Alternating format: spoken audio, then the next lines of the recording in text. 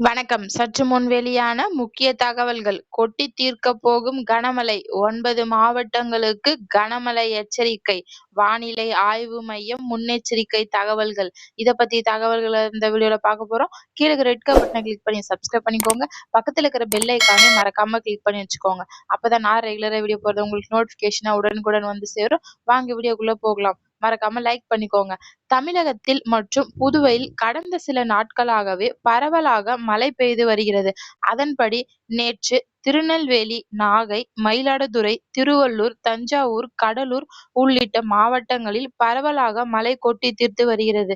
இந்த நிலையில் வரும் 24ஆம் தேதி வரை தமிழகம் மற்றும் புதுவையில் கனமழை பெய்ய வாய்ப்புள்ளதாக சென்னை வானிலை ஆய்வு மையம் தெரிவித்துள்ளது. இதை குறித்து வெளியிட்டிருந்த செய்திக்குறிப்பில் வருகின்ற 22ஆம் தேதி தென்கிழக்கு வங்கக்கடல் பகுதிகளில் ஒரு காற்றழுத்த தாழ்வு பகுதி உருவாகக்கூடும்.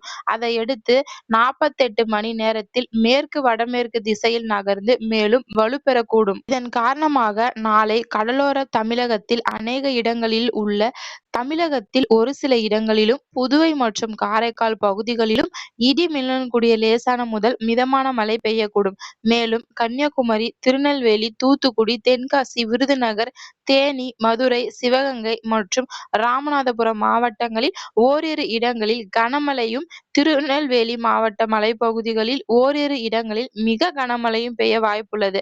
அதேபோல நாளை நவம்பர் 19ஆம் தேதி மறுநாள் மயிலாடுதுறை மற்றும் கடலூர் மாவட்டங்களில் பெய்யக்கூடும் வாய்ப்பிருப்பதாக வானிலை ஆய்வு மையம் தெரிவித்துள்ளது.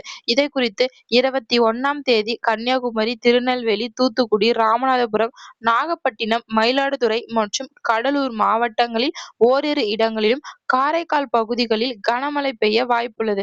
22ஆம் தேதி ராமநாதபுரம், தூத்துக்குடி, திருநெல்வேலி, சிவகங்கை, கன்னியாகுமரி, தஞ்சாவூர், திருவள்ளூர், நாகப்பட்டினம், மயிலாடுதுறை, புதுக்கோட்டை, கடலூர் மற்றும் மாவட்டங்களில் ஓரிரு இடங்களிலும், காரைக்கால் பகுதிகளிலும் கனமழை பெய்ய வாய்ப்புள்ளது.